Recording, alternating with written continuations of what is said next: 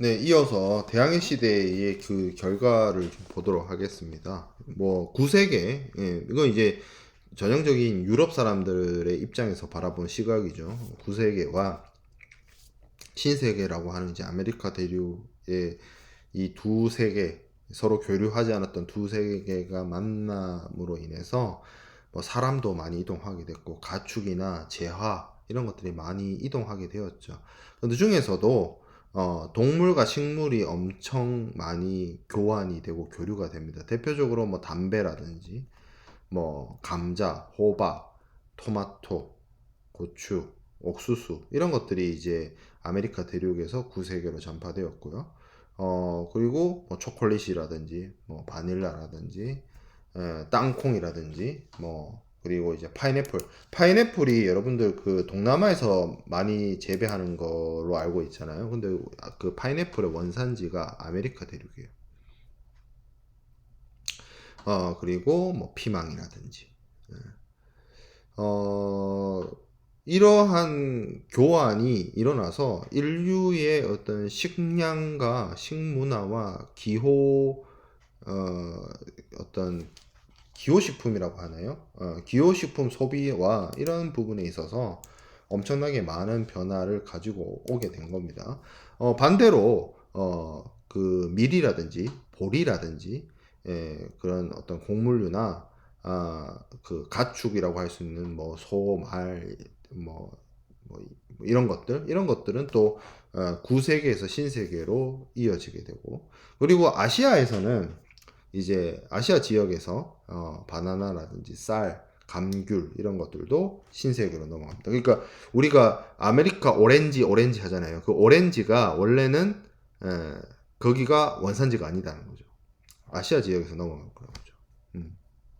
그래서 이게 이제 원산지가 따로 있고 다른 대륙으로 넘어가면 기후나 토질이나 이런 것들이 달라지게 된다는 거죠. 그러면 그게 더 품종이 변환되기도 하고 아니면 그 생산이 증대되기도 하고 그래서 이 지구 생태계에 혁명적인 변화를 가져다 줍니다. 원래대로라고 하면 아메리카 대륙에 있는 어떤 파인애플과 같은 식물이 이쪽 아시아 대륙으로 옮기가 사실은 어려운데 뭐 동식물이 옮길 수 있는 것도 한계가 있죠. 근데 사람들이 이걸 가져다서 옮겨다 심음으로 인해 가지고 굉장히 큰 변화를 가져다 주고 전달이 이루어지는 거죠. 그러니까 식물의 생태계가 어디 국지적이었던 것이 전 세계적으로 바뀌게 되는 겁니다. 특히 결정적으로 기후나 토양에 강한 적응력을 가지고 있는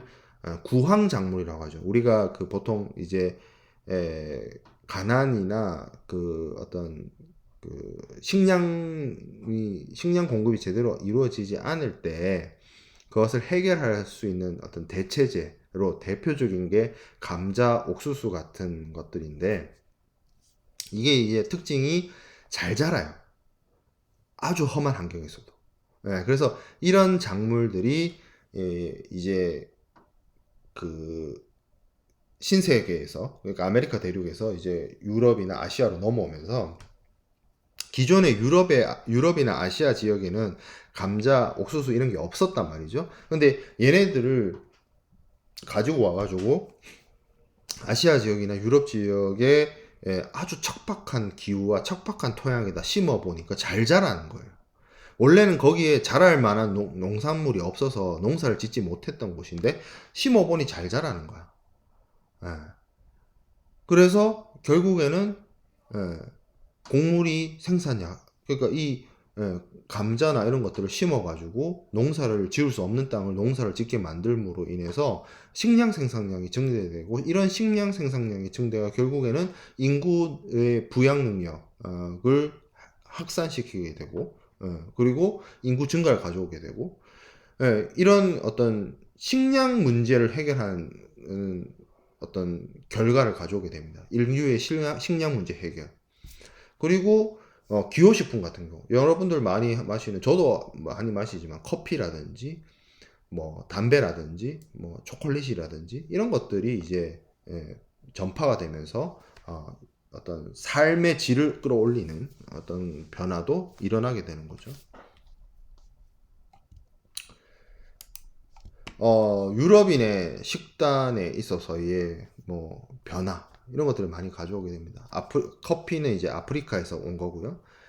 코코아 이제 초콜릿의 원료인 그런 것들도 이제 아메리카에서 온 거고요. 차는 이제 아시아산이고요. 이런 것들이 이제 대항해 시대 이후에 유럽인들의 식단에 오르게 됩니다. 그래서 뭐 커피, 차 이런 문화들이 유럽에서 발달하게 되죠. 그리고 우리 고추 있죠, 고추. 이게 이제 원래는 아메리카 대륙에 있어서 유럽으로 건너왔고 인도로 왔고, 그래서 카레의 풍미를 강하게 되고 이게 결국에는 쭉 전달되어서 동아시아, 특히 임진왜란 시기에 조선까지 오게 되죠. 그래서 그 이전에 김치에는 고춧가루를 쓰지 않았지만 그 이후에 이제 어, 한국 사람이 김치를 담글 때 고춧가루를 사용하게 되는, 그렇죠?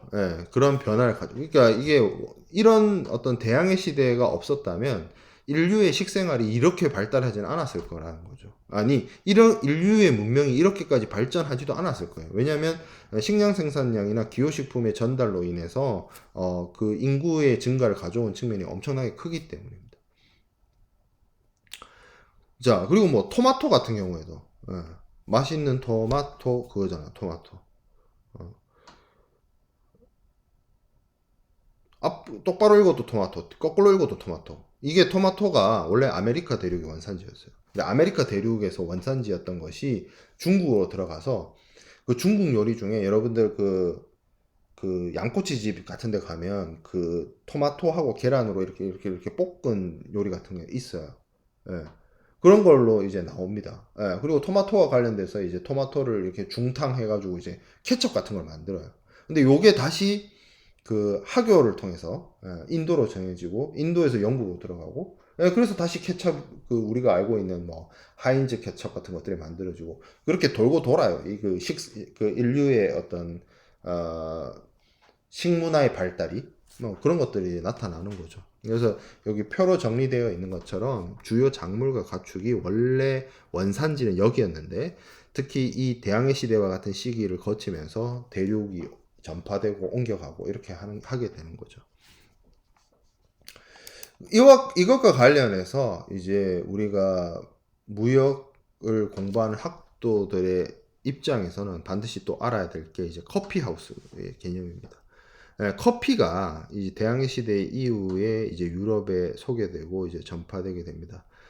커피 하우스라는 것들이 이제 유럽에 그리고 뭐 이슬람 세계에도 있었고 유럽에도 있었고, 특히 그 이슬람 쪽 같은 경우에는 이 그 술을 허용하지 않기 때문에 이슬람 율법상 이제 커피를 많이 마시게 되죠. 그리고 유럽의 경우에도 커피 하우스 같은 것들이 많이 생겨나게 됩니다. 이 커피 하우스는 오늘날 카페라기보다는 그냥 사교 클럽 같은 그런 개념이었어요. 그래서 그런 커피 하우스들 중에 많이 번창을 했었는데 런던에 로이즈라는 사무엘 로이드라는 사람이 있습니다. 뭐 로이드라고 읽기도 하고, 그러니까 LLOYD인데, 이게 이제 제가 봤을 때는 로이드라고 읽는 게 맞는 것 같은데 우리 그 로이즈 보험을 얘기할 때는 로이즈라고 써가지고 뭐 그건 여러분들이 같은 의미다, 같은 영어 단어다라고 생각하고 이해하면 될 것 같고요. 1687년경에 사무엘 로이드라는 사람이 그 템스강이죠, 런던에, 이 런던이 오늘날은 그렇진 않은데 예전에는 대항해 시대 때까지만 하더라도 범선들이 템스강을 거슬러 올라가 가지고 그 템스 강변에다가 선박을 정박하는, 그래서 항구였어요 런던이. 그래서 그 템스 강변에 이 커피 하우스를 오픈합니다. 로이즈 커피 하우스를. 거기서 이제 어떤 일이 일어나냐면 요 사람이 이제 그 아들한테 이제 물려주게 되는데 이 커피 하우스에서 아무래도 템스강 주변에 항구의 근처에 있다 보니까 항구 노동자들이 많이 찾아오게 되고 선원들은 여러 가지 정보들을 여기서 교환을 하게 돼요. 뭐 날씨라든지, 뭐 해적이 어디서 출몰을 했다든지, 뭐 선박의 출항 일정이라든지, 이런 정보들을 교환하게 되니까, 커피숍 사장님은 그 하루 종일 거기 앉아가지고 이제 구경을 하죠. 뭐 구경이라기보다 영업을 해야 되니까. 그러다 보니까 이거를 자기가 기동량하는 그런 것들을 놓치기가 아까워서 고객들의 편의를 위해서 그 커피숍 한쪽에다가 선박의 출발 시간이나 도착 날짜 이런 것들을 적어가지고 벽에 붙여 놓습니다. 그러니까 굉장히 이제 게시판 같은 거죠. 오늘날로 치면 SNS 공지사항 같은 거. 그래서 손님들이 엄청 좋아하죠. 왜냐면 거기 가서 벽에 보면 뭐 몇날 며칠 날 배가 출발하고 이런 것들이 정보들을 취득할 수 있으니까. 그래서 아예 정기적인 서비스로 만들어 버려요. 1696년부터 로이즈 리스트라는 것을 만들어서 일종의 정보지죠. 이면의 정보지로 구성된 것을 주 3회 발행을 합니다. 여기 이제 항해와 관련된 정보, 해역에 대한 정보, 무역에 대한 정보들을 실어서 일종의 주 3회 발간되는 신문이 되는 거예요. 그리고 거기서 더 나아갑니다. 예, 이제 해상 운송을 하게 되면 우리가 대항해 시대라도 얘기를 했지만 제가 뭐 이 설명을 안 드린 부분 중에 하나가 항해라는 것은 특히 바다로 나간다는 것은 정말 목숨을 잃을 수 있는 위험을 담보하고서라도 그것을 알고서도 내가 바다로 나가서 다시 돌아오지 못할 수 있다라는 그런 위험성을 안고 망망대해로 나가는 것이기 때문에 그리고 이 시기에는 오늘날처럼 뭐 GPS를 이용한 정확한 정보, 지도, 해도, 그리고 선박도 오늘날 선박들은 모터를 이용한 내연기관을 활용한 선박이기 때문에 뭐 정말 악천후 정말 너무 센 태풍만 만나지 않는다면 원하는 방향과 원하는 속도로 나아갈 수 있는데 이 시기의 선박이라고 하는 것은 철저하게 자연의 힘, 바람과 조류의 힘만 이용을 해야 됐기 때문에 굉장히 위험한 일이었어요. 예, 그래서 프랑스나 이런 어떤 뭐 이탈리아나 이런 나라들보다 신생 국가이고 먹고 살 게 막막했던 포르투갈 같은 나라들이 항로 개척에 앞장설 수밖에 없었고, 그리고 당연히 귀족들, 이 시기에 유럽의 귀족들이 이런 것들을 직접 했겠느냐? 아니죠. 이 당시에 중세 유럽의 귀족들은 후원을 하면 했지, 자기들이 직접 나가진 않았어요. 귀족이 이런 일들을 했다라고 한다면, 그거는 아버지로부터 물려받을 땅이 없는 뭐 차남 이하, 차남, 삼남, 이런 사람들이, 아니면 서자라든지, 왕이나 귀족의 서자들이나 이런 것들에 개입을 하거나 했지, 귀족들은 절대 하는 일이 아니에요. 그만큼 위험한 일이라는 거죠. 그렇기 때문에 바다로 나가서 동아시아, 뭐 인도로 가서 뭐 향신료를 구해오고 이런 것들이 굉장히 위험을 했기 때문에 이런 리스크를 관리할 필요성이 있다는 거죠. 그래서 이러한 위험을 일종의 담보할 수 있는, 그래서 이런 거죠. 사실은 이게 이제 처음에 시작될 때는 모험 대차라는 개념으로 시작을 합니다. 돈을 투자하는 사람이 있고요.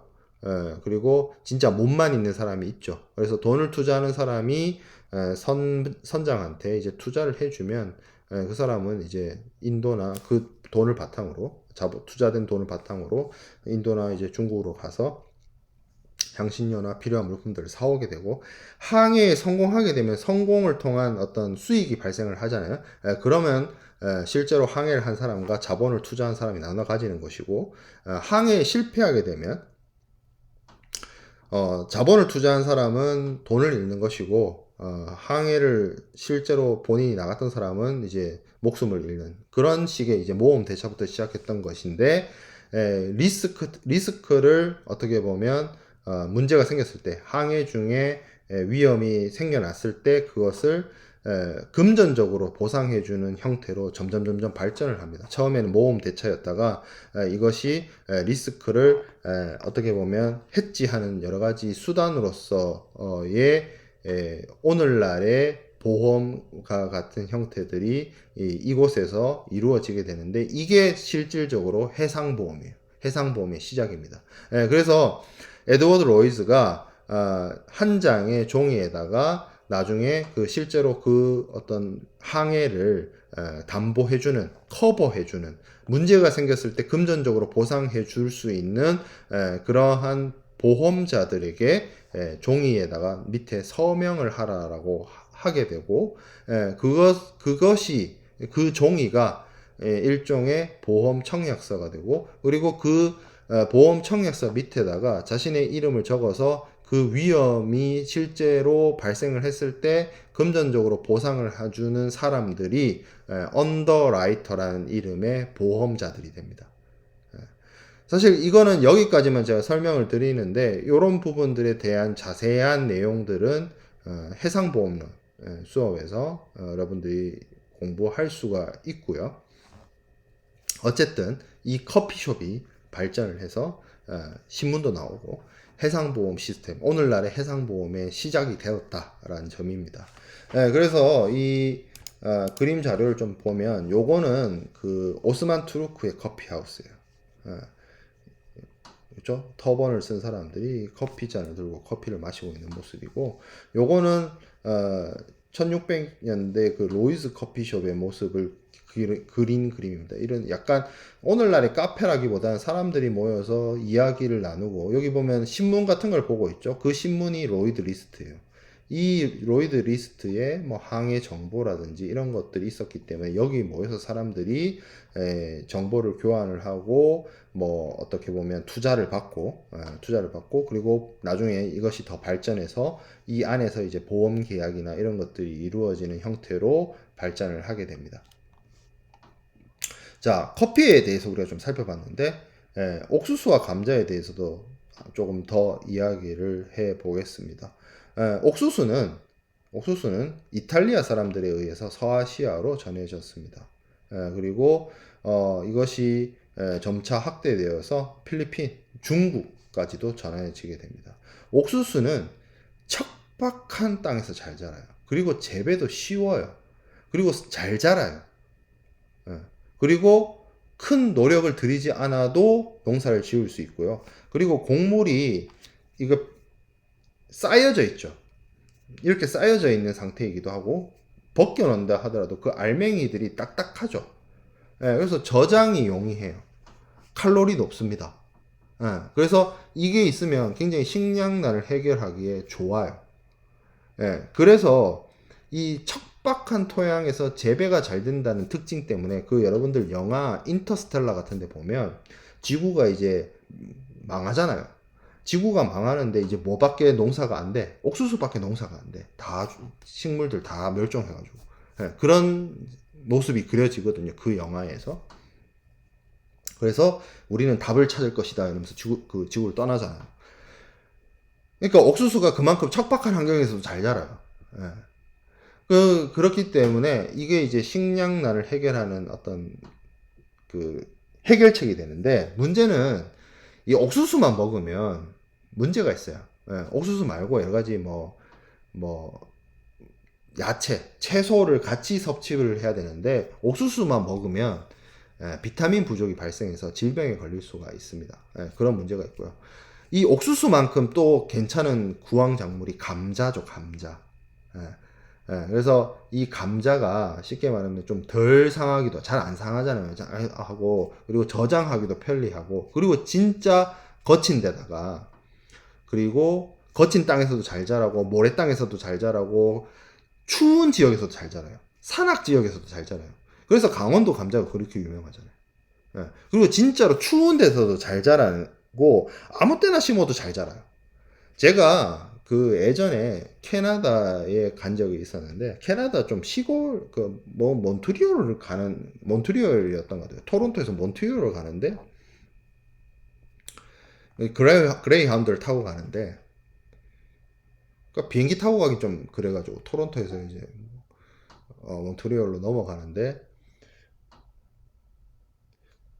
지평선이 펼쳐져 있는 거예요. 지평선이 뭔 말인지 알죠? 저 끝까지, 내가 보이는 시야 끝까지 땅이 쫙 펼쳐져 있는데, 녹색의 작물이 쫙 심어져 있는 거예요. 그래서 제가 물었어요. 거기 캐나다 사람한테 저거 뭐냐고. 포테이토라고 하더라고요. 감자가 진짜 무슨 바다처럼 감자의 밭이 펼쳐져 있더라고요. 저 끝까지. 예, 그러니까 캐나다 같은 나라는 땅이 너무 넓어서 뭐 비행기로 농사 짓고 그러잖아요. 딱 봐도 한 작물이야. 예, 한국의 농촌에 가보면 여기는 뭐 벼농사 짓고 여기는 밭농사 짓고 뭐 그렇잖아요. 되게 이제 아주 작은 규모로 농사를 짓는데 거기는 밭이나 이 논이랄 뭐 경계도 없어. 그냥 땅이 그냥 저 끝까지야. 예. 거기에 전부 다 감자만 심어요. 예. 감자 진짜 좋아하네 라는 생각이 들었는데 지금 돌이켜서 생각해 보면 감자가 잘 자라는 거예요. 예. 척박한 기후에서도 산에서도. 예. 그러다 보니 이게 식량 문제를 해결할 수 있는 아주 좋은 수단이 되는 거죠. 근데 그래서 지금도 그 서양 사람들, 유럽 사람들이 감자 좋아하잖아요. 뭐 그 피시앤칩스라든지 프렌치 후라이라든지 그 감자 많이 먹잖아요. 근데 원래 이게 감자가 유럽에 처음 전파됐을 때는 굉장히 꺼려했다라고 합니다. 이게 생각을 해보면 감자가 땅에서 자라잖아요. 이게 그러니까 다른 뭐 작물처럼 위로 이렇게 솟아 올라가지고 밀이나 보리나 뭐 옥수수처럼 이렇게 땅 위로 이렇게 자라는 게 아니라 감자는 땅 밑에 이렇게 뿌리로 이렇게 자라는 거잖아요. 그걸 뿌리라고 해야 되나 가지라고 해야 되나 뭐 아무튼 제가 뭐 식물학자가 아니니까 자세한 건 모르겠어요. 아무튼 땅 밑에서 이렇게 캐는 거잖아요. 그런 원인도 있고 캐 보면 뭐 어떻게 돼요? 이 색깔 자체가 감자 이거 껍질 벗겨내기 전에 색깔 한번 생각해 보세요. 시커멓게 무슨 뭐 이렇게 그래서 이게 악마의 뭐 어떤 작물 뭐 이런 걸 많이 받았대요. 아니 그러니까 감자가 유럽에 원래부터 있던 게 아니라니까요. 아메리카 대륙에서 전파가 됐잖아요. 그러면 사람이 거부감부터 들잖아요. 생전 보도 못한.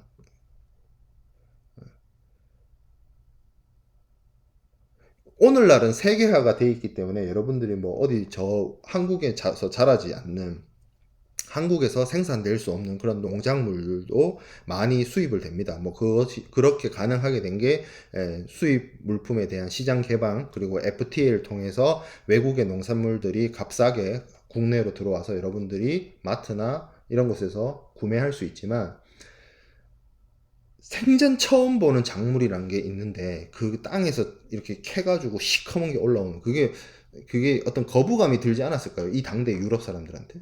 그래서 되게 큰 거부감이 있었지만 뭐 유럽에 뭐 대기근이 들고 이러니까 이게 이제 효과적인 식량 해결책이란 걸 유럽 사람들이 알게 되죠. 그래서 오늘날에 이걸 활용을 해서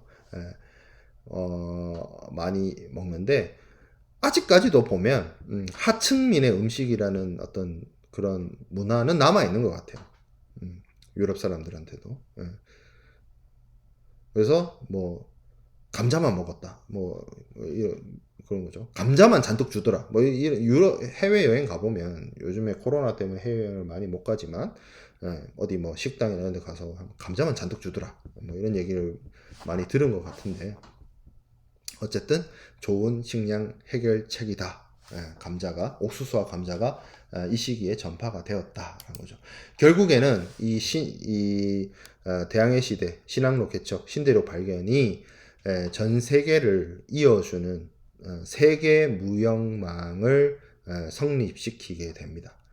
그 전에는 뭐 우리가 지금 5주차, 6주차 수업을 하고 있는데 무역이 있었어요. 뭐 페르시아만 그 아라비아 반도를 끼고 인도양 지역 뭐 그리고 이제 동남아시아 그리고 유럽 내에서 어떤 지역 그리고 물론 대륙과 대륙을 건너는 뭐 실크로드와 같은 그런 무역도 있었지만 이제 본격적으로 바다를 건너서 아메리카 대륙까지 이어지는 전 세계 무역망이 이제는 구축되게 된 거죠. 그래서 어떤 변화나 사회적 변화나 경제적 변화나 기술적 변화가 오늘날처럼 뭐 즉각적으로 저 지구 반대편에서 일어난 일을 우리가 실시간으로 볼 수 있는 정도까지는 아니지만 기술 발전이나 문화적 발전이나 변화가 일어나면 그게 계속 이렇게 전 세계적으로 전파되는 현상들이 이제 나타나게 됩니다.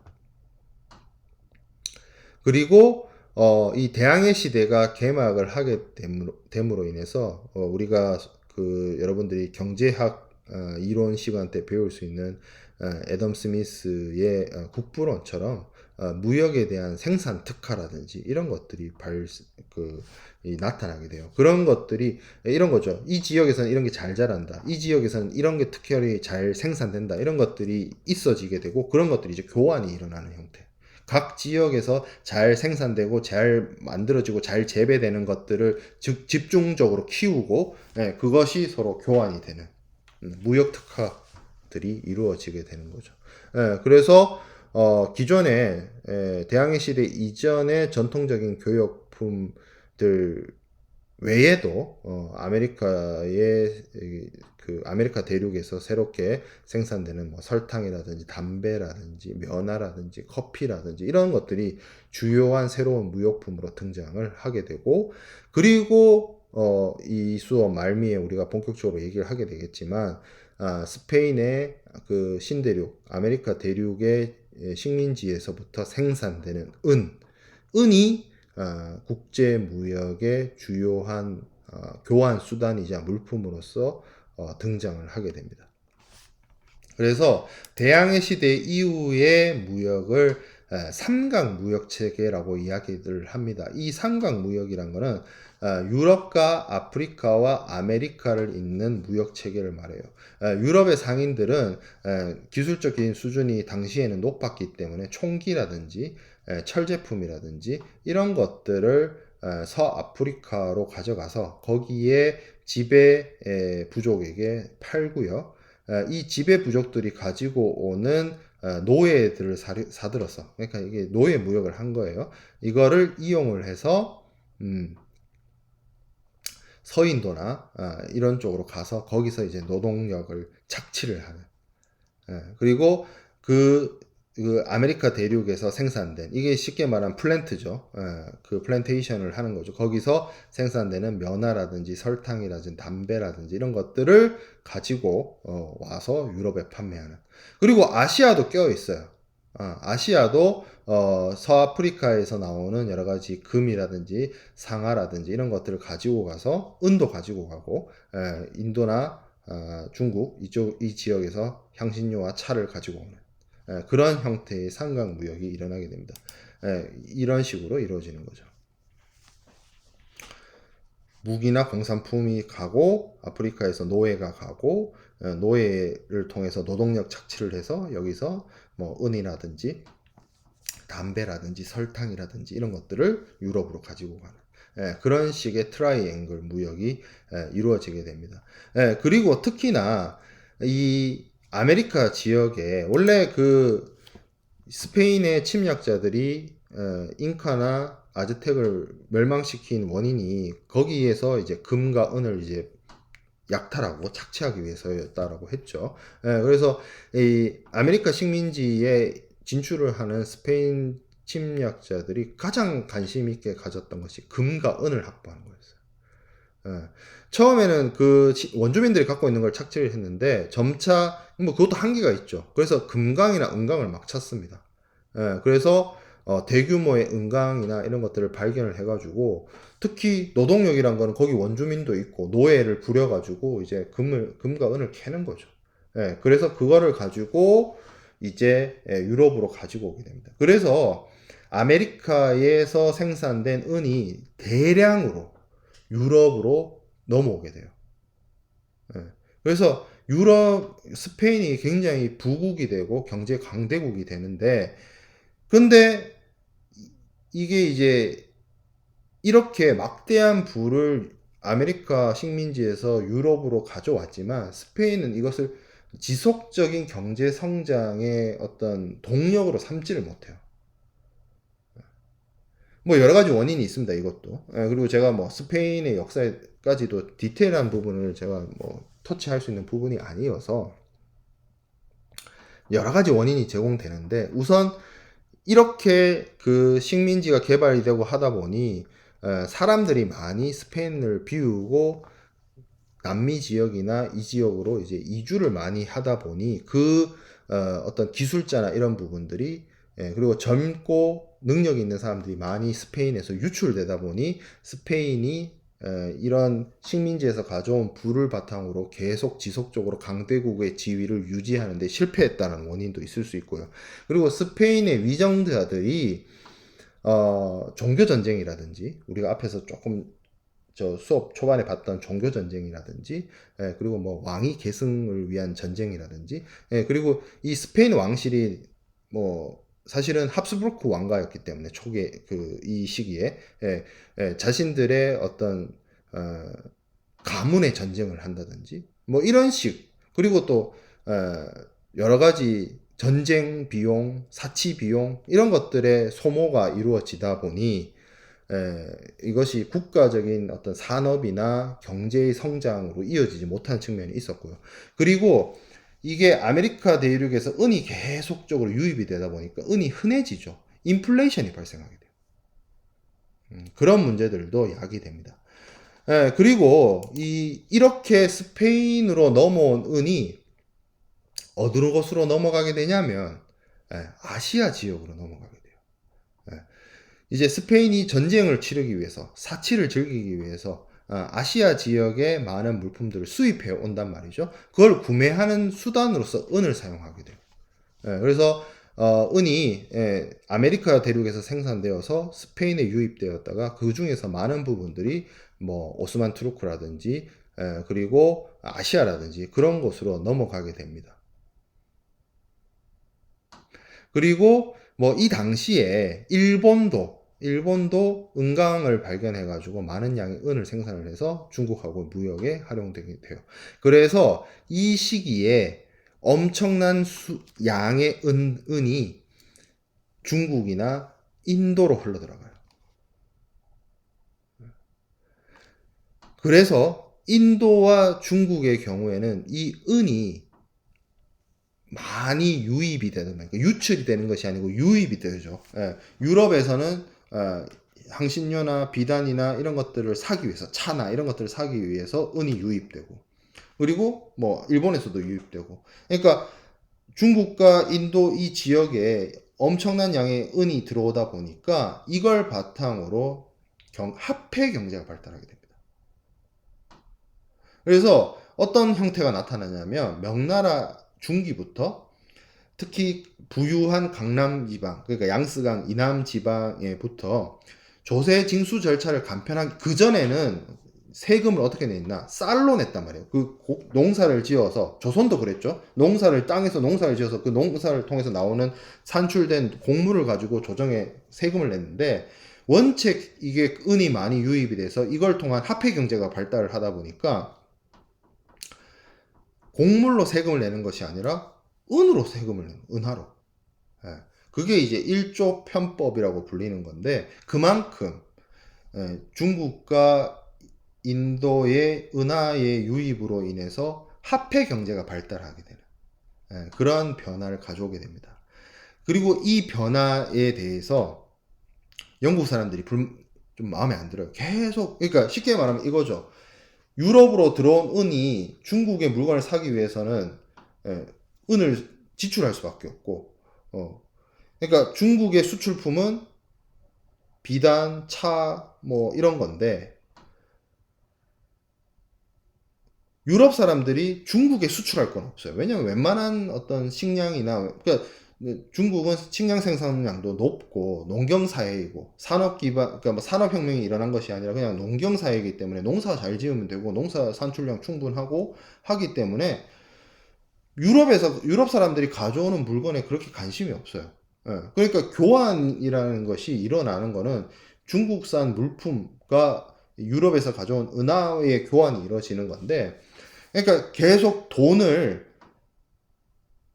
이 은이라는 것을 무역 교역의 대상이 되는 아이템이 아니라 교환 수단이라고 생각을 한다면, 유럽 사람들은 중국으로부터 물건을 사기만 하는 거고 중국 사람은 물건을 팔기만 하는 거예요. 결국에는 어떤 거죠? 중국은 계속 은이 유입되는 무역 흑자가 발생하게 되는 거고 유럽은 무역 적자가 발생하게 되잖아요. 이게 이제 열받는 거죠. 그래서 뭘 갖다 팝니까? 아편을 갖다 팔아요. 중국에다가. 그래서 청나라 말기 때 청나라에 아편 중독자들이 증가해서 어떻게 되죠? 청나라 관리들이 그 아편을 불태워버리죠. 그래서 그걸 빌미로 아편 전쟁이 발생을 하고 뭐 이런 식으로 근대사가 이제 근현대사로 넘어오게 됩니다. 그 원인이 다 여기서 시작된 거예요.